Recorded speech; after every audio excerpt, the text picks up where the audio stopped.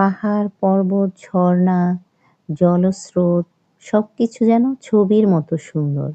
সবুজে ঘেরা পাহাড় আর এই যে নীল জলরাশি মনে হচ্ছে যেন সৌন্দর্যের স্বর্গে পরিণত হয়ে গেছে।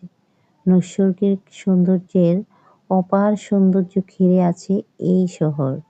আসসালামু আলাইকুম। সবাইকে স্বাগত আমার আজকের ব্লগে।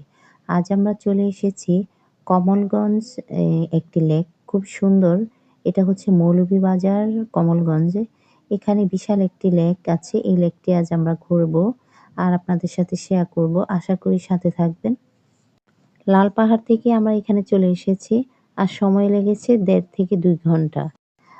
আমরা আসলে এখানে যে লেকটিতে এসেছি এটা হচ্ছে কয়েক একর জায়গা নিয়ে এত বিশাল এই লেকটি। আর চারিপাশে চা বাগান, পাহাড়, বিশাল উঁচু, উঁচু পাহাড় আর মাঝখানে হচ্ছে এই লেকটি। দেখেন কত সুন্দর শাপলা ফুলে ভরে আছে।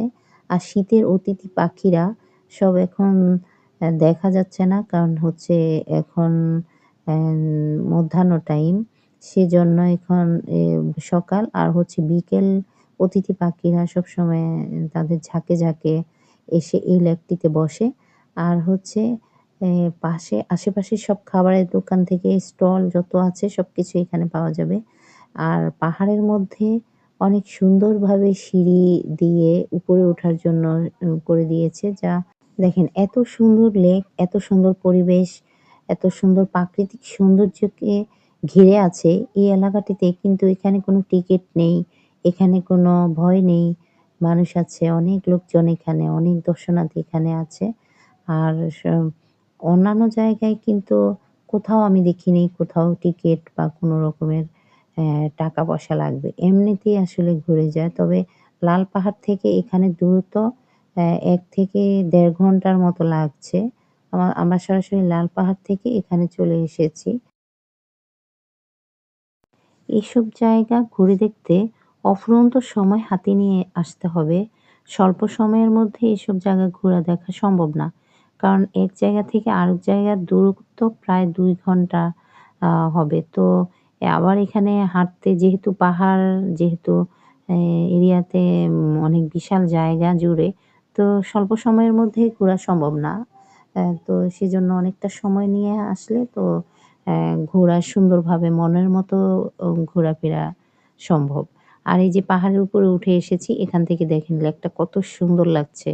এই যে আর লেকটার দূরত্ব অনেক বিশাল। কয়েক একর জায়গা নিয়ে লেকটা যা দেখতে আসলে ফুটে উঠেছে প্রাকৃতিক সৌন্দর্যের মধ্যে। মনে হচ্ছে যেন একটা স্বর্গরাজ্য। তো যাই হোক আমার সবকিছু এখানে খুব ভালো লেগেছে। আর পাহাড় থেকে এভাবে সমুদ্র দেখেছি। পাহাড় থেকে অনেক দূর-দূরান্তে ধূসর অ্যাম ভিউ সুন্দর ভিউ দেখেছি। বাংলাদেশটা এত সুন্দর আসলে প্রত্যেকটা জেলা আসলে প্রত্যেকটা আনাচে-কোনাচে ঘুরলে তা আমরা আসলে বুঝতে পারবো। এত সুন্দর নিজের দেশ আসলে আমরা ঘুরি না, আমরা দেখি না। দু দুর্ভাগ্য আমাদের নিজের দেশে এখনো ঘোরা হয়নি। তো যাই হোক যাই দেখেছি অনেক সুন্দর সবকিছু দেখেছি সেজন্য আল্লাহর কাছে শুকরিয়া। আর এভাবে ঘুরে দেখলে মন মানসিকতা ভালো থাকে। সবুজের সাথে প্রকৃতির সাথে মিশে গেলে মনটা ফ্রেশ থাকে।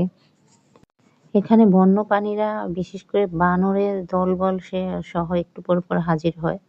বানর থেকে কিভাবে রক্ষা পেতে হয় একটা লাঠি হাতে নিয়ে রাখলে তখন এই বানরের দলবল বাহিনী নিয়ে যখন সামনে এসে পড়ে তখন লাঠি দিয়ে একটু ধাওয়া করলে হয়তোবা পালিয়ে যায়। তো আমরা আসার সময় অনেক বানর দেখেছি তারা সামনে রাস্তায় ব্লক করে রেখেছে।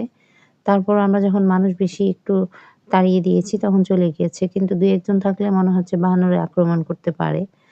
আপনারা যারা আসতে চান তারা লাউয়াছড়া যে কমলগঞ্জ লেকটা, এই লেকটা ঘুরে যাবেন অবশ্যই। কারণ এই লেকটা যখন সরাসরি দেখবেন তখন আপনাদের কাছেও ভালো লাগবে। এত সুন্দর প্রকৃতির সাথে মিশে গিয়েছে। আকাশ, পানির মিশ্রণ, পাহাড়, পর্বত সবকিছুর যেন দারুণ মিতালি। এই যে সৌন্দর্য এটা আসলে নিজের চোখে না দেখলে কখনোই বুঝতে পারবেন না। সেজন্য এখানে অবশ্যই এসে ঘুরে যাবেন। আমার সবকিছু মিলিয়ে ভালো লেগেছে। তো আমার পরবর্তী ভিডিও দেখার আমন্ত্রণ রইলো। আজ এ পর্যন্ত ভালো থাকবেন, সুস্থ থাকবেন। আল্লাহ হাফেজ।